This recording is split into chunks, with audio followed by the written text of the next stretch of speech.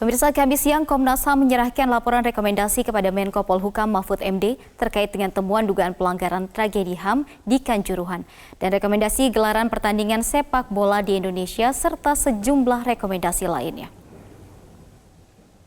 Perlu kami jelaskan bahwa laporan yang kami buat adalah laporan yang sangat komprehensif dan tentu saja sebagai lembaga hak asasi manusia kami menggunakan instrumen-instrumen hak asasi manusia sebagai indikator di dalam pemantauan penyelidikan dan kemudian membuat analisa fakta-fakta dan kemudian kesimpulan dan rekomendasi.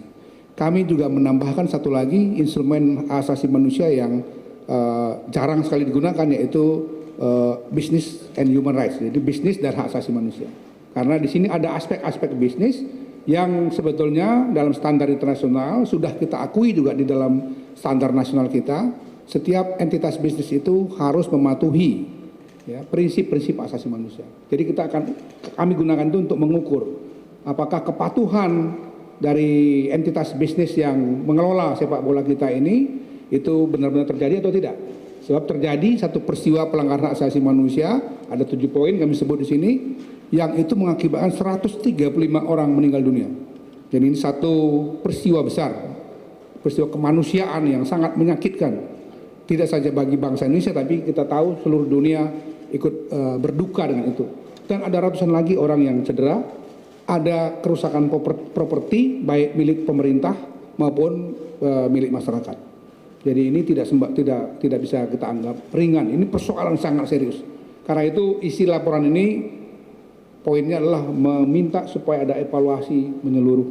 Yang itu tentu saja kita meminta pada Bapak Presiden untuk ikut bertanggung jawab membereskan tata kelola sepak bola kita. Yang tidak kalah pentingnya dalam laporan ini, nanti Pak Anam dan Pak BK akan jelaskan lebih detail, adalah soal penegakan hukum. Sudah ada langkah-langkah penegakan hukumnya, tapi untuk sementara ini kami merasa bahwa semestinya penegakan hukum juga harus sampai pada tingkat atau level yang paling tinggi, yang bertanggung jawab terhadap sepak bola di Indonesia. Satu lagi, tanggung jawab terhadap korban, baik yang meninggal dunia maupun yang cedera, maupun properti yang rusak, apakah itu bantuan dalam arti sosial, kesehatan, dan lain-lain, maupun pemulihan-pemulihan yang dibutuhkan oleh para korban itu. Saya kira ini secara umum, ya, saya akan mintakan Pak Anam menyampaikan, Pak BK menyampaikan secara lebih rinci poin-poin utama dari laporan kami. Sekali lagi terima kasih Pak Menko.